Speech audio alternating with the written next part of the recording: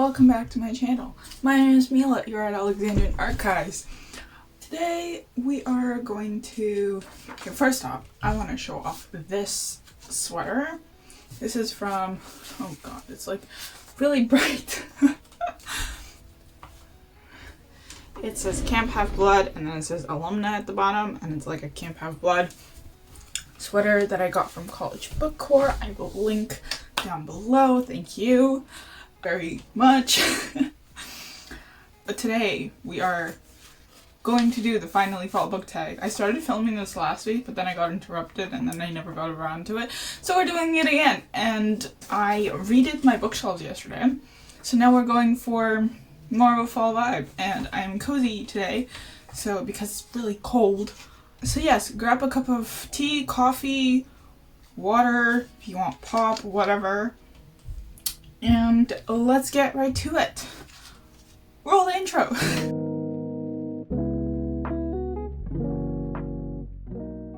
Okay, so the first question, I have it written on pieces of paper, as one does, obviously.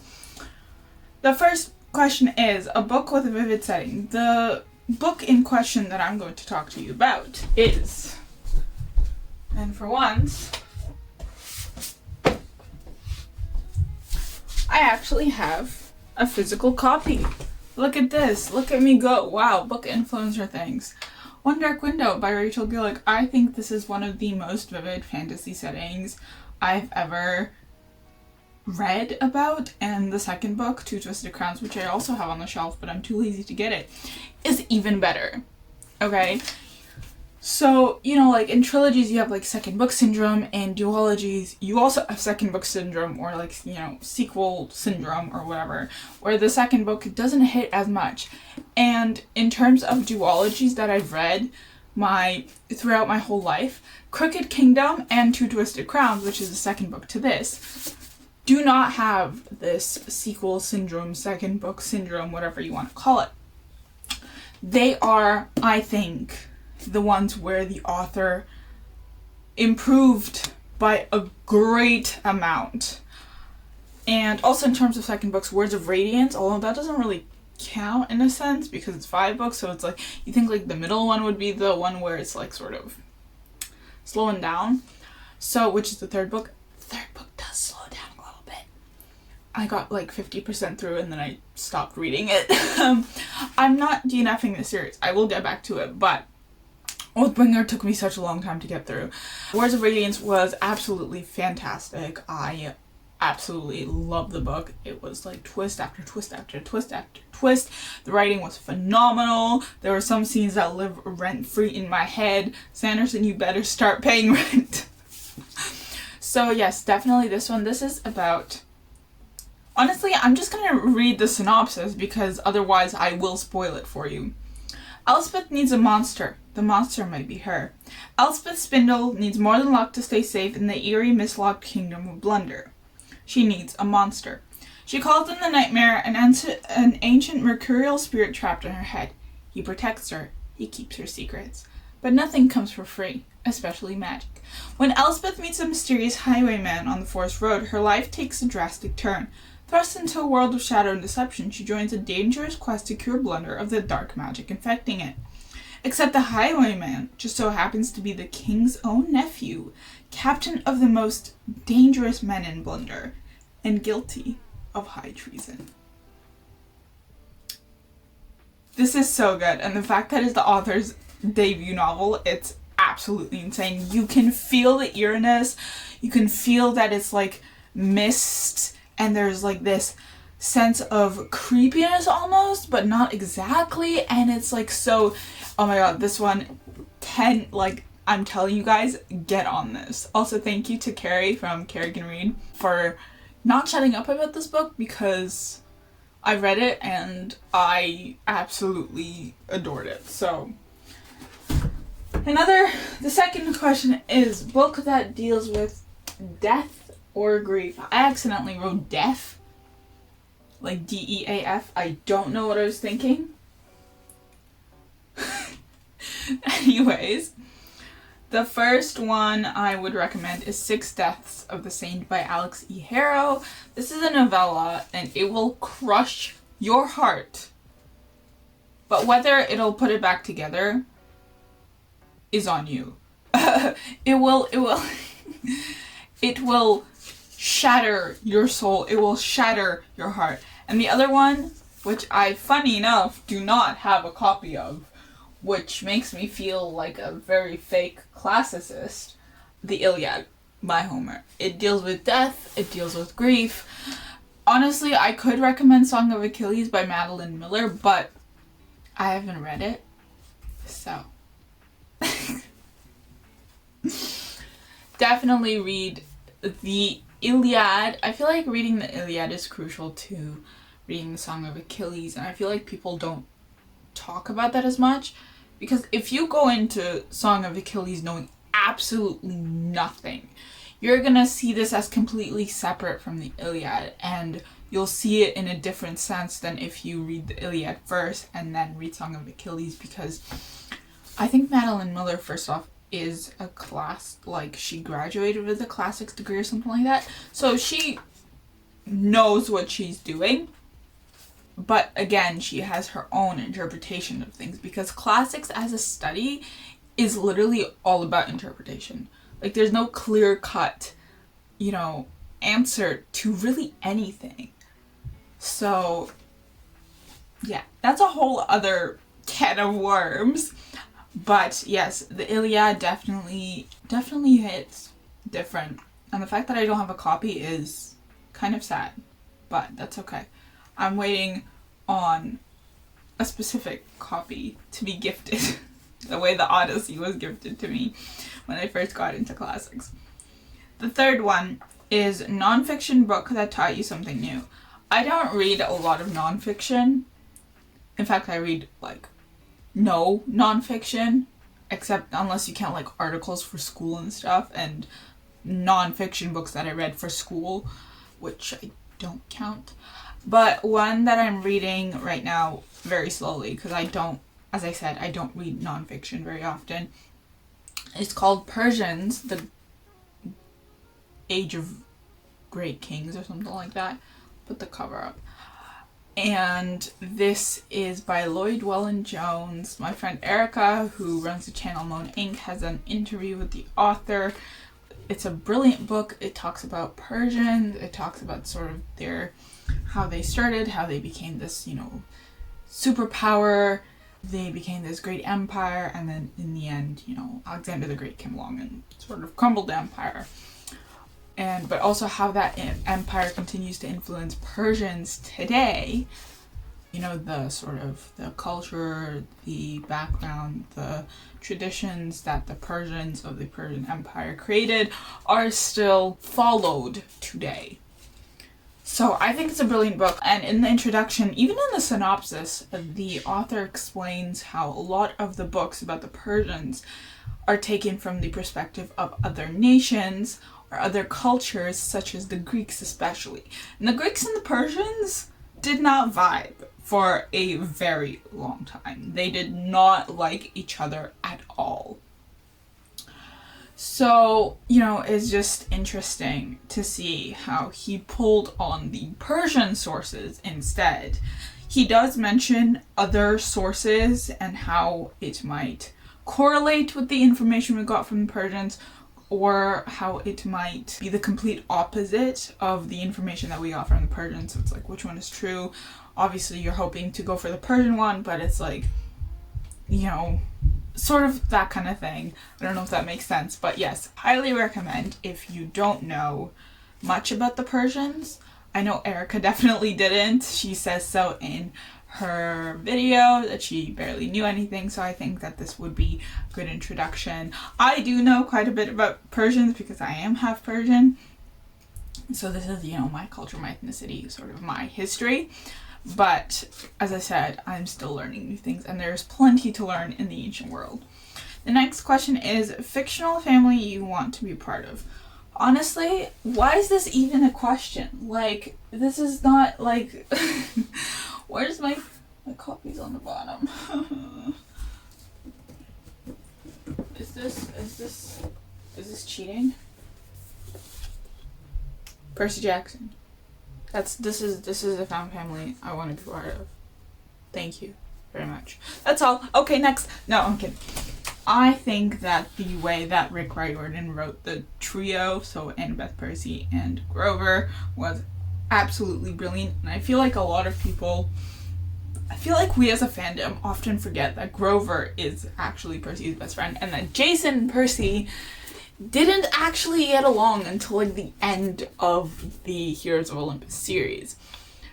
And while it's okay to be like, okay, in hindsight, you know, maybe later on they'll get along because they were both at the mercy of the gods, especially Hera, I feel like people forget that, you know, Percy and Grover are the best friends. Percy and Annabeth are the best friends, and later on, obviously, boyfriend and girlfriend. And that the seven didn't really interact as much as we think they would. Although I think that it's cute how people make up like all these different like head canons or whatever about how the seven would interact with each other after, you know, the whole thing with Gaia and everything. So Percy Jackson trio, 100%. 100%. Also, I am absolutely 100% Team Camp Half-Blood. So, yeah. The other one I would want to be part of is The Will of the Many, although I feel like I just, you know, I wouldn't really climb ranks, because, man, this book, I feel like it's mean to say it, as if I'm saying I'm stupid, but the politics in this book are so intricate, and I feel like the first time around that you read it it's very difficult to understand. So you have to read it like a second time to truly understand the intricacies of the politics and everything, and the history especially. The Will of the Many follows our main character Vis, who is actually secretly a prince, but his, you know, people were sort of taken over by the kingdom by the empire that he sort of lives in. This is very Roman Empire heavy. This is, you know, sort of so he has to infiltrate the school to find out this like plot, and also how his adopted dad's brother died, and it's such a good book, and I think that the author did the found family trope justice, and it was so good, and fantastic.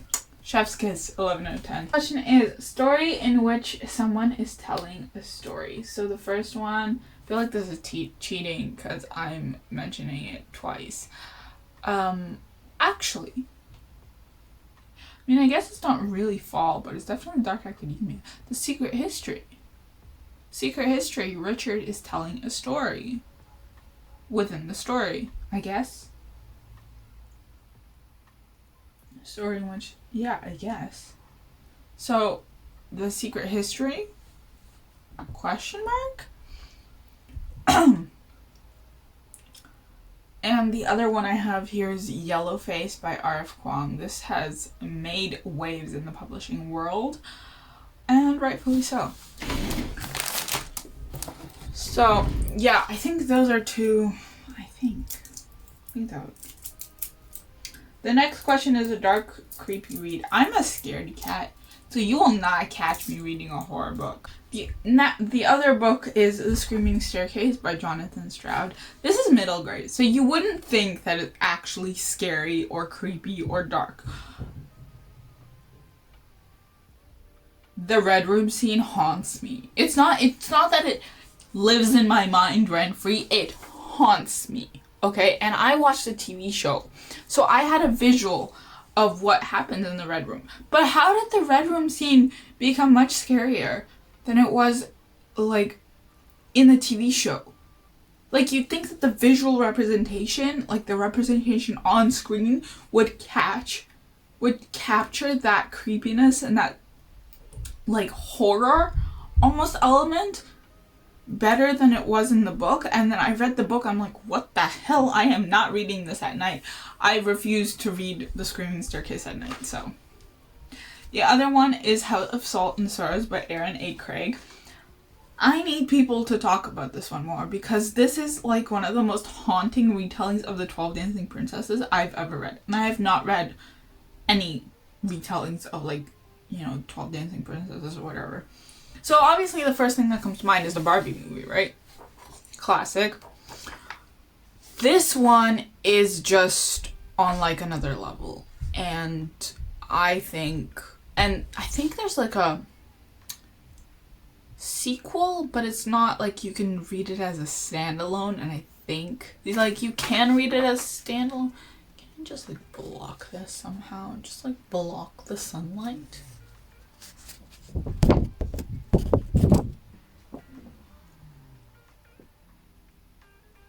If I hold it like this, it'll block the sunlight, maybe? If I go too close to the camera. Yeah. Anyways, this is, like, very creepy. Okay? And it's not, like, outwardly dark, but it's creepy as hell. Anyways, the next question is heartwarming and short. Oh my god. Heartwarming and short? What in the world? Heartwarming and short?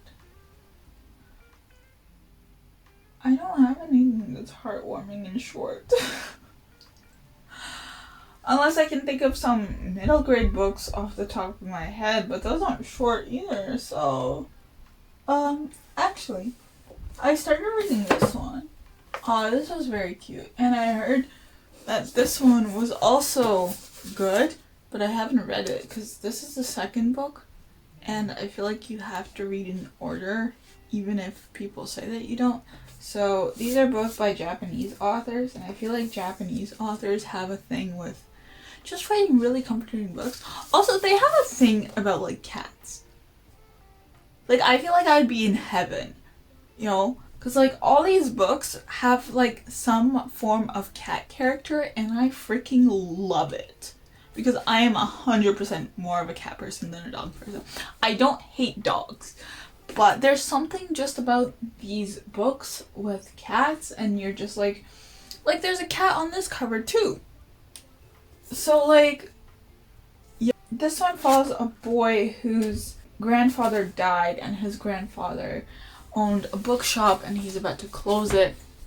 But then this cat that can talk reappears, and they have to do these sort of quests, I guess, to save the books in the bookstore. As I said, I didn't like finish it. Like, I started reading it and I sort of stopped and got caught on another book. This was a long time ago. But yes, this one, and then this one follows a cafe, at least the first one does, follows a cafe where you can travel back in time I think, and you have to come back before the coffee gets cold. And I've heard that it's both heartwarming and heartbreaking, so take that as you will. I will not be liable for any heartbreak damages. Thank you very much. Okay, the next question is an old favorite you'd like to return to. Oof. That's like all the books I've ever read. So one is The Witch and the Tsar by Alysaa Gilmore. This is a retelling of Baba Yaga during the time of Ivan the Terrible. And I think I'm going to reread during the winter, because a lot of it is set during winter, because it's like, you know, remote spots in, you know, Russia and stuff. And I feel like that would be perfect winter read. Highly recommend. The other one is The Will of the Many. I think I'm going to reread it soon, and I may try and find a hardcover copy. Hopefully we get info if it comes out in paperback, because I feel like it would make it less of like a murder weapon. You know, because you know how like the Priory, The Orange Tree, and Day Fall Night by Samantha Shannon are like literal like bricks. That's literally what The Will of the Many is, except it has a bit less pages, but it's still a freaking brick, okay? So I'm just concerned about, you know, my hands, you know, and holding a very big book. Yes, The Will of the Many, I am probably gonna wait to buy it until it comes out in paperback, hopefully, because I can't spend, you know, like upwards of $45 on a hardcover copy. Yes, books are that expensive. Thank you. The next one is Picture of Dorian Gray, which I think it's somewhere downstairs. I annotated this, and this was like the first and probably last classic that I actually enjoyed. And of course, Six of Crows. I also need to reread Crooked Kingdom. But hey, if I didn't read the second one, that means that the events of the second one haven't happened again. So I'm gonna continue living in blissful ignorance, you know? Ignorance is bliss. It's okay. I have annotated this. This is a copy that's going to my cousin eventually. So, Six of Crows by Lee Bardugo. No, you will not be able to convince me to read Shadowbone, thank you. No amount of money, only a very big amount of editing will convince me to read Shadowbone. Thank you. So the next, I think this is the last question. Fall accessories. I guess fall bookish accessories. Honestly, a cozy blanket, a cozy sweater, a cup of tea or coffee, preferably something that's in like a neutral fall color of vibe. Like this, we got this from the dollar store, by the way. And my coffee's cold, but that's okay. It's cold. And we have a fireplace, so it's nice to sit by the fireplace and like in the, you know, on the chair. Cozy up with a blanket and a book and a cup of tea. And that is it for this very long video. And with that, I bid you adieu. Please comment, like, and subscribe to the channel. And also follow me on my Instagram, s'il te plaît. Merci. Okay. That was a very exaggerated French accent. And the funny thing is I don't have like a French accent in French. I have like a Quebecois accent in French, so that's what makes it even funnier. Ah, there we go. There we go. Now it's not as weird. Oh, and it's weird again. Okay, I will see you in the next one. Bye!